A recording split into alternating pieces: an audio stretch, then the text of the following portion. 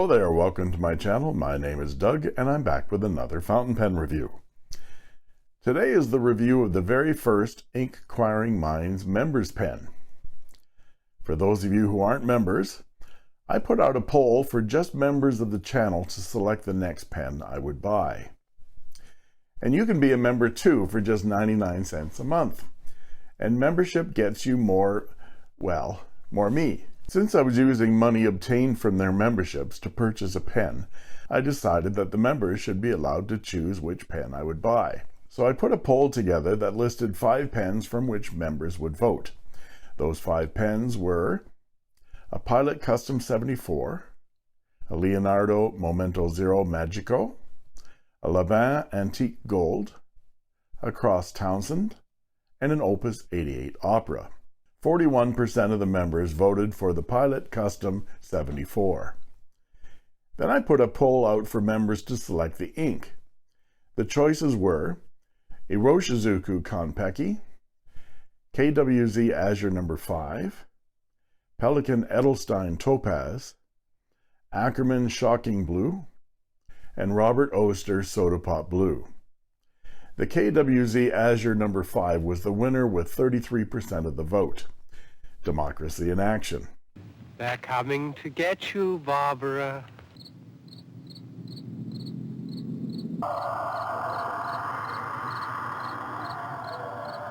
How did those democratic votes turn out? Well, let's just say that sometimes fountain pen and ink choices shouldn't be left to the masses.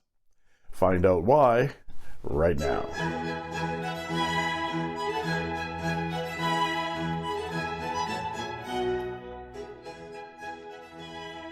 And I put up this poll and asked your opinion on which pen I should buy with the money that you folks have donated to my channel. And the ayes have it. It was this beautiful pen, and it has arrived today. So I thought I'd give you guys an unboxing. And of course, this pen has come from Goulet pens, and no, I'm not sponsored by Goulet at all, but I have purchased from them a few times. And you always get a sticker, which is really nice. Here we go, Goulet pens. Yes. And this one was packed with a ridiculous amount of care by Jamelia. Thank you, Jamelia. And the sucker, of course.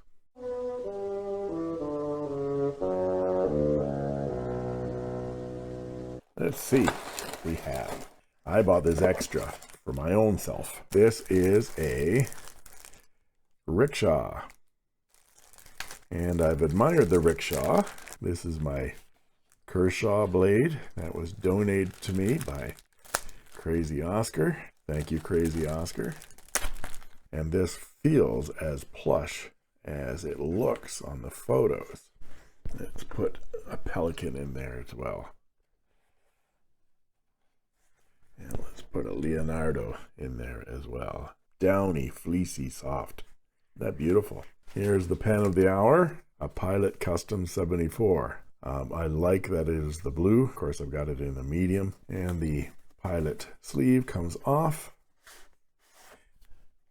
The Pilot Custom 74. Not only is it gorgeous, it has a Con 70 converter in there, and I love that Con 70. I've got one in my Explorer. Let's take a look at the nib. Yeah, that's a beauty. And let's look inside the box to see what else it comes with. You get a standard cartridge from Pilot, and you get your use and care guide, of course, with all the different filling instructions and maintenance instructions. Thank you to you Inkquiring Minds members. This pen now belongs to me, and I can't wait to start writing with this pen and then do a review just for you. So I think I'm showing a lot of willpower here. I got this pen about a week and a half ago or so, and before I inked it up for the first time, I put out a poll for my members, which ink they think I should, hey, I'm a poet, which ink they think I should ink this up with for the first time.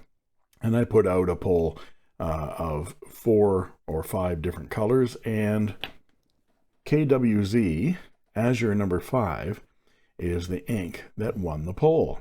But I thought while I'm filling this pen that I should talk about the converter that comes with the Custom 74, because it is the Con 70, and there's a lot of good and bad about all of these converters. Of course, here's the one thing that you can use, which is a pilot cartridge. Could be used in that pen. This, I think it's a Con 10, maybe it's a Con 20, I can't remember. But it's just a little squeeze converter. It's not really intended for ink, but it came with my Pilot E95S, and it's generally for cleaning the pen out. So you can put that in the pen and sort of push it into some clear water, and it aids in cleaning the pen.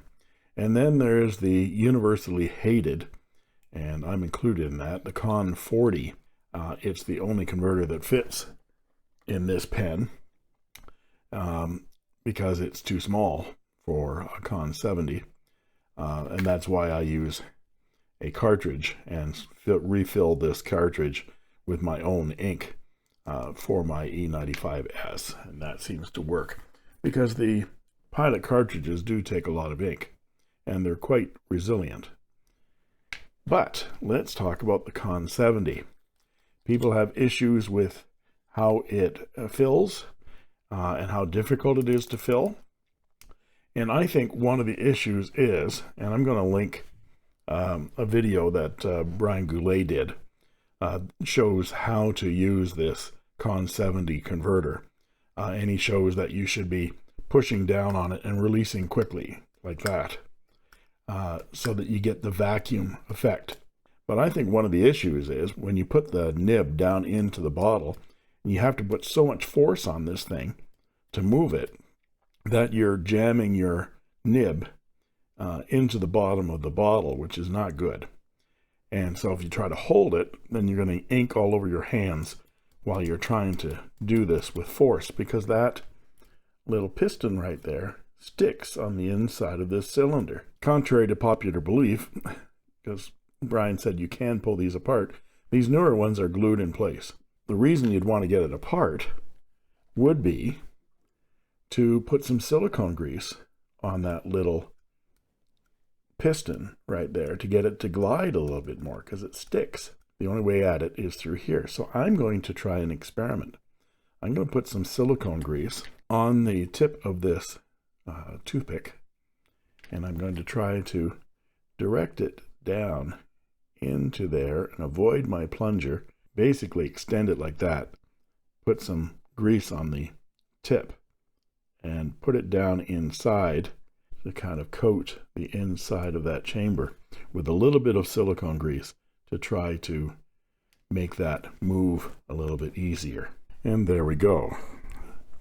I had to do it off camera because it was a little bit too difficult to do in front of the camera, but I was able to get enough down in the lower part of that chamber that it now actually moves fairly easily without sticking.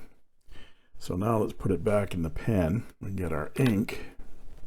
So we're going to dip this down into the ink, and you might not be able to see, but I'm fairly deep in there now. And so I'm going to try to hold it into the ink without touching the bottom. And you get bubbles, and then pushing it quickly. I've done it about maybe 6 times right now, and I've got a full fill. Look at that. Now I can finally write. And what I'd like to do today is go over the parts and features of this pen, show some size comparisons, some measurements, and then provide a writing sample. And after the writing sample, please stay tuned, as I will talk about what I like and what I don't like so much about this fountain pen. This is the 7th Pilot fountain pen that I've reviewed. I've reviewed the Plumix, the 78G, the Explorer, Falcon, E95S, Decimo, and now this Custom 74. I've been universally impressed with the quality of the pens from Pilot, from the inexpensive Plumix to the gold nibs on my E95S and Falcon. I was quite excited when the group of members selected the Custom 74. I'd admired Brian Goulet's Custom 74 in this transparent blue for years, so I was fully expecting another excellent Pilot fountain pen experience. My E95S is one of my top 3 fountain pens, as I stated in my video for Applebaum. And I use this E95S at least once a week, and it's here on my desk next to me at all times. My experience with the Custom 74 has not been what I expected, however. I'll try to explain that after the writing sample. Let's look at the parts and features of this pen first. Overall, it's a medium-sized, slim cigar-shaped pen with bullet-shaped finials. The pen is made from injection molded plastic with no signs of gates or seams, and the plastic resin is very high quality. It feels luxurious in the hand and just doesn't feel cheap at all. From the top, we see a domed plastic finial that has a really cool bubble in the middle of it there. Both this and the end finial are glued in place, and this one holds a chromed ring and the Pilot ball clip in place. The clip is nicely springy and very usable, and that ball end will allow you to clip it to almost any type of material without snagging. The cap tapers up slightly to a chrome cap ring. The top ring has some slits in it, and the bottom ring has a raised portion that has Custom 74, Pilot, and Made in Japan stamped into it with a couple of stars. Then there's about 4 millimeters of plastic cap remaining, which tapers down to a very small step down to the barrel. The barrel is mostly straight with a very slight taper towards another chrome ring, which separates the bullet-shaped end finial, which is also hollow. The cap unscrews with 1 1/4 turns to reveal a tapering section of smoke gray transparent injection molded plastic, which has a small flare and then a bevel towards the number 5 size 14 karat gold rhodium plated Pilot nib. The section is relatively short, about 18 millimeters, which is fine if you grip your pen closer to the nib. But if you grip further back or have a more spread out grip like I do, then your thumb or your fingers might rest on these threads of this chrome ring. The threads aren't sharp, but they do make a positive bump, which I can feel. Let's take a closer look at this nib. The rhodium plated gold nib has some really nice scroll work around the border and the words Pilot 14K 585, which is the gold content, a number 5, which is the Pilot size for the nib, and then an M in brackets for medium. Just below the border on the left-hand side is a date code, which says P519, which means it was manufactured in May of 2019. And on the right-hand side is an oval Namiki PPF hallmark.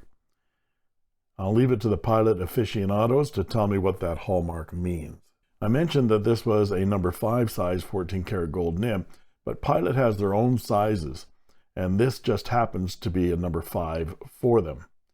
The Western nib numbering system of 5, 6, 8, and 10, and so on, correspond to the diameter of the feed that they use in millimeters. But the Pilot numbering system of 3, 5, 10, 15, 20, 30, and 50 do not represent any measurement I can find, and it seems to be a Pilot nib classification system internal to the company that dates back to the 50s. So if we compare this Pilot number 5 nib with a Western number 5 nib, like this one here on my Visconti Mirage, you'll see that the Pilot number 5 is slightly bigger. And then if we compare it to a standard number 6 size Western nib, like this Bach number 6 on my Leonardo Momento Zero, you'll see it is just slightly smaller than standard. The nib and plastic feed are friction fit, and you can pull it out for maintenance and cleaning or replacement. This does void your warranty, however, so proceed at your own risk. And on the back of this plastic feed, you can see the filler hole is further up on the feed than standard, which makes it easier to get ink into the pen when your ink levels are low in your bottle. The section unscrews to reveal the included Con 70 pilot converter, which holds a generous amount of ink, as well as the Pilot Con 40 converter if you're so inclined, or just a pen masochist.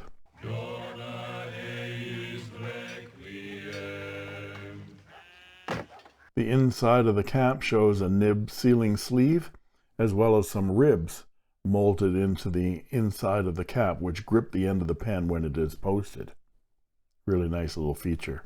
The cap posts deeply and securely, and the cap is light enough that it doesn't unbalance the pen.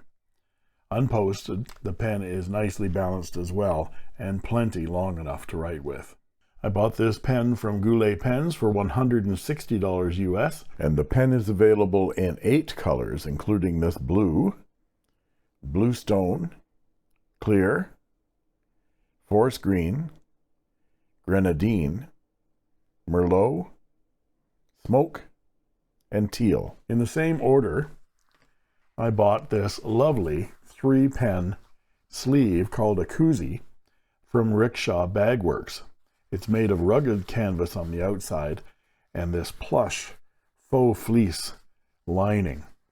And you can get other variations at Goulet Pens, but the Rickshaw Bagworks website has a dizzying array of pen sleeves, colors, and art finishes to match your pen to your favorite artist. You can baby your most precious pens in their own plush beds, or you can make your own custom rickshaw. Check it out. It's very cool. I'll put a link in the description. Now let's look at some size comparisons. And here we are with the Pilot Custom 74 with a Wingsong 699, a Pilot 78G, a Pilot Falcon, and a Pilot Metropolitan. Now let's look at them posted. And here they are posted. I must say that Pilot really does know how to post pens and make them well balanced. Of course, the Wingsong 699 is almost a direct copy of the Pilot 823, and both the Falcon and the Custom 74 are 14 karat gold nibs. Now let's look at some measurements, and I'll be back with a writing sample.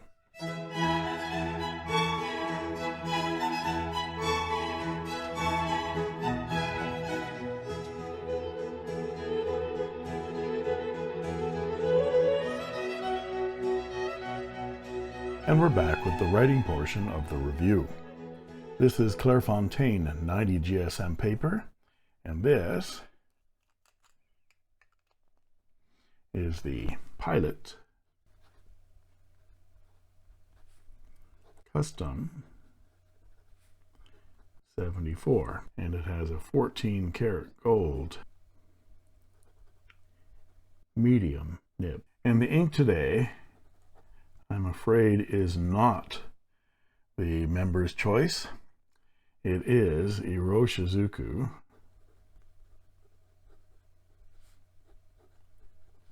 Konpeki. So, a little bit of explanation. I filled this pen with the member's choice KWZ Azure number 5. It seems some pens and inks just don't like each other. Get out! Now, I love KWZ Azure number 5. It's a rich, dark blue, which also smells like vanilla. That's a bonus. You are the aroma of spring flowers that bloom in the spring. Great ink. I had to get another bottle recently, as both my wife and I are going through it like English tea. This is a cup of tea. Cup of tea. But unfortunately, the Pilot 74 didn't like the KWZ. You're despicable. The Azure number 5 is a bit, how can I describe it? Sticky? Yeah, I'm all sticky. You're all red. It seems to be more viscous somehow and doesn't have the free flow of an Iroshizuku ink. The pen was skipping and the feed wasn't keeping up.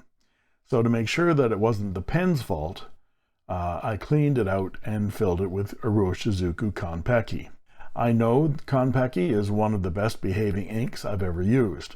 And when I get a pen that has flow issues, swapping out the ink for Konpeki is the first thing I do, to eliminate the ink as one of the causes of the problem. Switching to Konpeki for the Pilot Custom 74 certainly solved the flow issues, but the nib still has a bit of an issue. More on that in a moment. First, here are some close matches to Konpeki from inkswatch.com. And while you're looking at that, we will look at the wetness. This is nicely wet now. The nib is smooth with just a hint of feedback on the page. And as to line variation, the nib has some really nice bounce to it.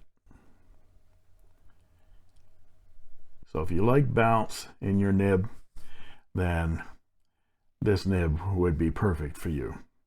It's not flex by any means, but there's no pressure, and there's some good amount of pressure. You can see you get some really nice line variation. It gets very wet. It's by no means as flexible as my Pilot Falcon, but if you like a little bounce, that one's very nice. This line is 0.5 millimeters in thickness, which makes it a Western fine or a Japanese fine to medium. And for our quote,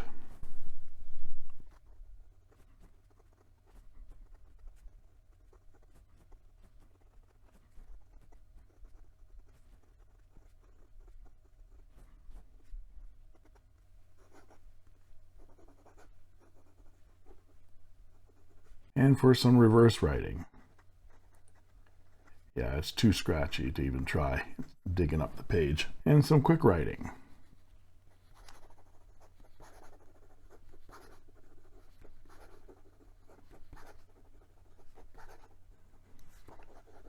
Yeah, no flow issues anymore. So, what do I like and what do I not like about this fountain pen? Okay, this was a very difficult evaluation. I have to put aside my preconceptions and my expectations about this pen and judge it solely on my empirical observations and direct experiences in writing with this pen for a couple of weeks now. You see, I've wanted this pen for a long time.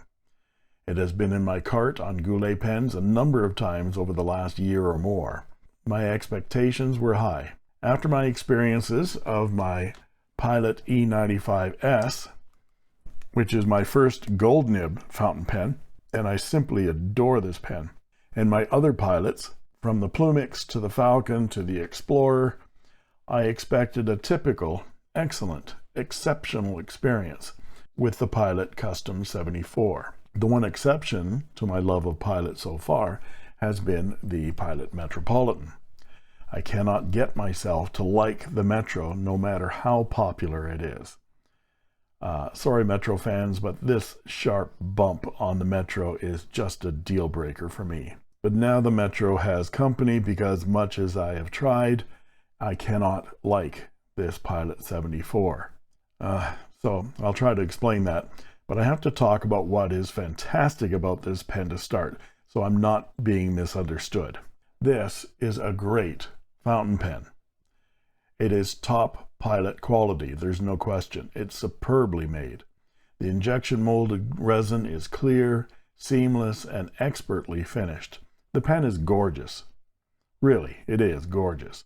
The pen is extremely well balanced, both posted and unposted, typical of Pilot. It has a bouncy, beautiful 14 karat gold nib, and the Con 70 converter, even though people do have issues with it, it takes a lot of ink and works very well once you get the hang of filling it.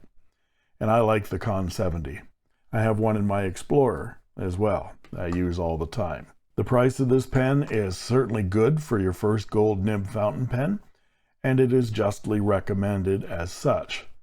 So for many users, this will be a top pen. For me, it's not. So my quarrels with this pen are purely subjective. And when it comes down to it, that's what it's all about, isn't it? As long as a pen performs properly, is well made, has longevity and manufacturer and dealer support, it is a good buy, subject to how it feels in your hand when you write. This pen fulfills all of those criteria for me, except how it feels in the hand when I write with it, which is key. I did have some flow issues with it, but I solved that with the choice of ink. I also had some slight issues with baby's bottom. You might be able to see it's doing it a bit right there as well. When I wrote the word Western, the top of my W was missing. It does that randomly to me.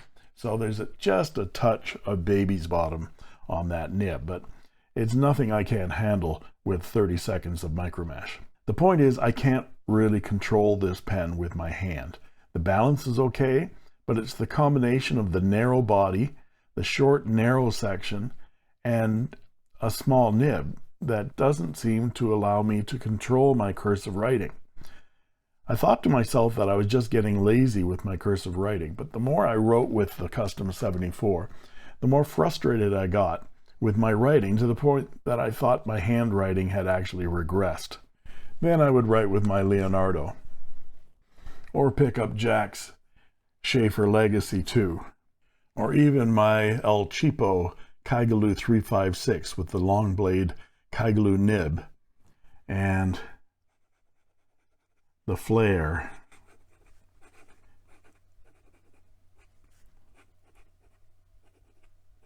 comes back. I kept writing with the Custom 74 in my journal regularly over the last week and a half or 2 weeks, until I almost hated to pick up the pen again. So this is the weirdest evaluation I've done on a fountain pen since I started, I think. I love everything about this pen, but how it feels in my hand and how my writing deteriorates when I write with it. It really proves to me how very subjective all of this is. People love the Metropolitan and collect them like fanatics. Others love the Lamy Safari and have every color ever made in their collections. Others rave about the Lamy 2000 as one of the greatest fountain pens ever made. I can't write with any of those pens. I sold my Lamy 2K.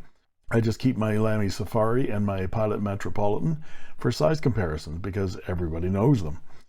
And this Pilot Custom 74 will probably be for sale very quickly because I won't be writing with it. I know this is a long-winded likes and dislikes, but this experience with the Custom 74 has been a good experience for me in one respect. Now I really want a Pilot 823 vacuum filler. I'm convinced that the issue with the 74 is the size and shape of the section, the barrel, and the nib. Now the 823 is very close in dimension to the Wing Sung 699, and I love the way this pen fits in my hand. If the size 15 Pilot nib on the Custom 823 is as soft and bouncy as the one on this Custom 74, then the 823 might be the perfect Pilot for my hand. Now, I've put off getting one for a long time because they're so bloody expensive, and they only come in two yucky colors, smoke amber and smoke gray. Now, if they had one in this gorgeous transparent blue, I'd be all over it like a fat kid on an M&M.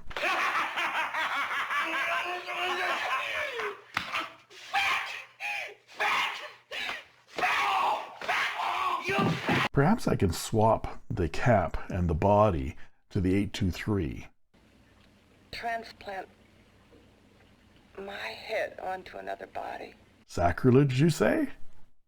Anyway, perhaps the sale of this Custom 74 can help finance a Custom 823 one day, and this pen will end up in a hand that appreciates it for its beauty and its quality. And there you have it. If you like this video, please like and subscribe, and don't forget to ring that bell to get instant notifications whenever a new video is posted. And don't forget, you can join as a member of my channel for only 99 cents a month, and I guarantee I will answer your comments in the comment section, and you'll get cool emojis and badges too. Badges? We ain't got no badges. We don't need no badges. I don't have to show you any stinking watches. And that just leaves it for me to say, thank you for watching.